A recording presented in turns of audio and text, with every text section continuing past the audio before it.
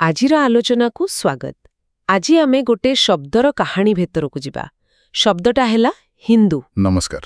ଏଟା କୋଉଠୁ ଆସିଲା, କେମିତି ଏହାର ମାନେ ବଦଳିଲା, ଆଉ ଆଜି ଏହାର ମାନେ କ'ଣ? ଆମେ ସାବାର ଷ୍ଟୁଡିଓ ପଡକାଷ୍ଟରୁ କିଛି ବିଶ୍ଳେଷଣ ପାଇଛୁ, ତ ସେଇ ଆଧାରରେ ଆମେ ଟିକେ ଦେଖିବା। ହଁ, ଏ ବିଷୟଟା ବହୁତ ସ୍ତରୀୟ। ଆସନ୍ତୁ ଆରମ୍ଭ କରିବା। ଆଚ୍ଛା, ପ୍ରଥମେ ତ ଏଇ ପ୍ରଶ୍ନ ଆସୁଛି, ଆମର ଯେତେ ପୁରୁଣା ଧର୍ମଗ୍ରନ୍ଥ ମାନେ ବେଦ, ଉପନିଷଦ, ଗୀତା, ଏସବୁରେ କ'ଣ ହିନ୍ଦୁ ଶବ୍ଦ ଅଛି? ହଁ, ଏଇଟା ଗୋଟେ ବହୁତ ଗୁରୁତ୍ୱପୂର୍ଣ୍ଣ ପ୍ରଶ୍ନ। ଆମ ପାଖରେ ଯୋଉ ତଥ୍ୟ ଅଛି ସେଟା କହୁଛି କି ବେଦ, ଉପନିଷଦ, ପୁରାଣ, ଏମିତିକି ଗୀତା, ଏସବୁ ମୂଳ ଗ୍ରନ୍ଥରେ ହିନ୍ଦୁ ଶବ୍ଦର ସେମିତି କିଛି ଉଲ୍ଲେଖ ନାହିଁ। ହଁ, ଆଶ୍ଚର୍ଯ୍ୟ କଥା। ହଁ, ଏହା ବଦଳରେ ବରଂ ଆର୍ଯ୍ୟ ଶବ୍ଦର ବ୍ୟବହାର ଅଛି। ଓହୋ, ଆର୍ଯ୍ୟ ଶବ୍ଦ। ହଁ, ଯାହା ସେତେବେଳେ ଏକ ଅଲଗା ପରିଚୟ ଦେଉଥିଲା ବୋଲି କୁହାଯାଏ, ସାଂସ୍କୃତିକ ହେଉ କି ବଂଶଗତ। ତାହେଲେ ଯଦି ଆମ ଗ୍ରନ୍ଥରେ ନାହିଁ, ଏ ଶବ୍ଦ ଆସିଲା କେଉଁଠୁ?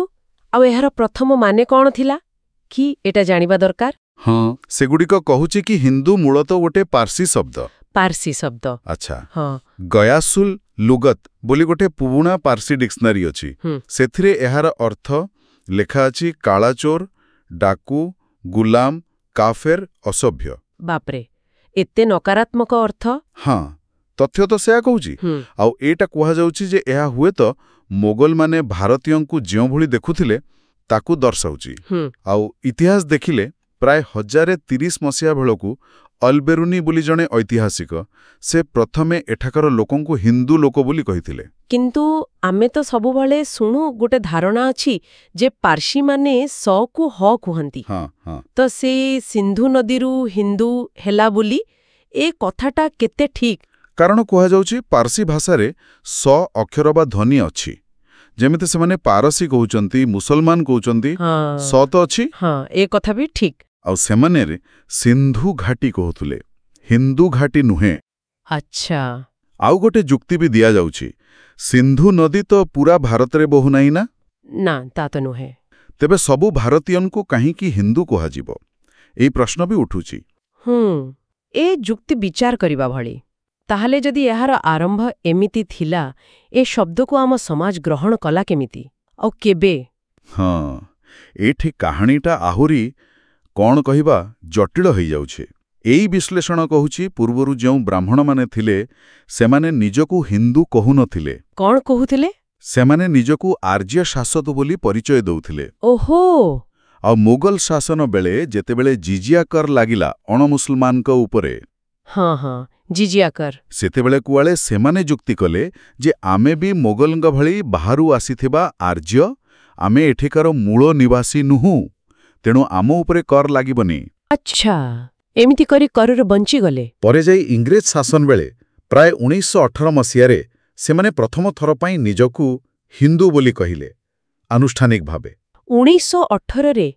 ଏତେ ଡେରିରେ କାହିଁକି? ହଁ, ଏ ଉତ୍ସ କହୁଛି ଏହା ପଛରେ ରାଜନୈତିକ କାରଣ ଥାଇପାରେ।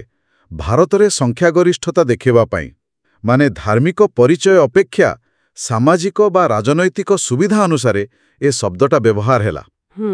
ଏଇ ଦିକଟା ବି ବହୁତ ଗୁରୁତ୍ୱପୂର୍ଣ୍ଣ। ତାହେଲେ ଆଜିକା ଦିନରେ ଏଇ ହିନ୍ଦୁ ଶବ୍ଦର ସ୍ଥିତି କ'ଣ? ଏବେ ତ ଏହାକୁ ସମସ୍ତେ ଧର୍ମ ହିସାବରେ ହିଁ ଜାଣନ୍ତି। ହଁ, ଏବେ ତ ହିନ୍ଦୁ ଗୋଟେ ଧର୍ମ, ହିନ୍ଦୁ ସଂସ୍କୃତି ଭାବେ ବହୁତ ପ୍ରଚାରିତ, ଏଥିରେ ସନ୍ଦେହ ନାହିଁ। ହଁ ନା? କିନ୍ତୁ ମଜା କଥା ହେଲା ଯେ ଦେଶର ବହୁତ ବିଦ୍ୱାନ ଆଉ ଏମିତିକି ସୁପ୍ରିମକୋର୍ଟ ମଧ୍ୟ କହିଛନ୍ତି ଯେ ଏହା ଗୋଟେ ଧର୍ମ ଅପେକ୍ଷା ଏକ ଜୀବନ ପଦ୍ଧତି। ଜୀବନ ପଦ୍ଧତି, ୱେ ଅଫ୍ ଲାଇଫ୍। ହଁ, ୱେ ଅଫ୍ ଲାଇଫ୍। ଶବ୍ଦ ଯାହାର ମୂଳ ଅର୍ଥ ହୁଏତ ଏତେ ନକାରାତ୍ମକ ଥିଲା, ତାକୁ ଆମେ କେମିତି ଗ୍ରହଣ କଲେ? ଆଉ ଆଜିକାଲି କିଛି ଲୋକ ଏହାର ପ୍ରକୃତ ଇତିହାସ ନ ଜାଣି ନିଜକୁ ହିନ୍ଦୁ ଧର୍ମର ରକ୍ଷକ ଭାବେ ଅସହିଷ୍ଣୁତା ଦେଖାଉଛନ୍ତି, ଏକଥା ବି କୁହାଯାଇଛି। ହଁ, ଏପରିକି ଆମର ଯୋଉ ପୁରୁଣା ସନାତନ ଧର୍ମ କଥା କୁହାଯାଏ, ସନାତନ ଧର୍ମ, ସେଇଟା କେମିତି ହିନ୍ଦୁ ଧର୍ମ ହେଇଗଲା, ସେଇଟା ବି ଗୋଟେ ବିଚାର କରିବାର କଥା। ନିଶ୍ଚୟ। ତାହେଲେ ମୋଟାମୋଟି ଦେଖିଲେ ଏ ହିନ୍ଦୁ ଶବ୍ଦର ଯାତ୍ରା, ବାପରେ, ବହୁତ ଜଟିଳ। ଗୋଟେ ବିଦେଶୀ ଶବ୍ଦ ଯାହାର ଅର୍ଥ ବି ସମ୍ଭବତଃ ଭଲ ନଥିଲା, ସେଠୁ ଆରମ୍ଭ ହେଇ ଇତିହାସର ଭିନ୍ନ ଭିନ୍ନ ମୋଡ଼ ଦେଇ କିଛି ରାଜନୈତିକ କାରଣରୁ ହୁଏତ ଏବେ ଏକ ବଡ଼ ଧାର୍ମିକ ଆଉ ସାଂସ୍କୃତିକ ପରିଚୟ ପାଲଟି ଯାଇଛି। ଏହାର ପରିବର୍ତ୍ତନଶୀଳ ଇତିହାସକୁ ବୁଝିବା ସତରେ ବହୁତ ଜରୁରୀ। ତେବେ ଆମେ ଆଜି ଯାହା ସବୁ ଆଲୋଚନା କଲେ ସେଇ ଆଧାରରେ ଶେଷରେ ମୋ ମନରେ ଗୋଟେ ପ୍ରଶ୍ନ ଆସୁଛି। କୁହନ୍ତୁ। ଯଦି ଗୋଟେ ପରିଚୟର ମୂଳ ଏତେ ବିବାଦୀୟ, ଏତେ ଅଲଗା ଅଲଗା ସ୍ତର ଅଛି, ଆଉ ସମୟ ସହିତ ତାର ଅର୍ଥ ବି ଏତେ ବଦଳିଛି, ତାହେଲେ ଆଜିର ଦୁନିଆରେ ଆମେ ଏହାର ପ୍ରକୃତ ଅର୍ଥ କ'ଣ ବୋଲି ଧରିବା? ଏହାର ପ୍ରାସଙ୍ଗିକତା କ'ଣ ହେବା କଥା? ହଁ, ଏହା ନିଶ୍ଚୟ ଗୋଟେ ଗଭୀର ଚିନ୍ତାର ବିଷୟ ସମସ୍ତଙ୍କ ପାଇଁ।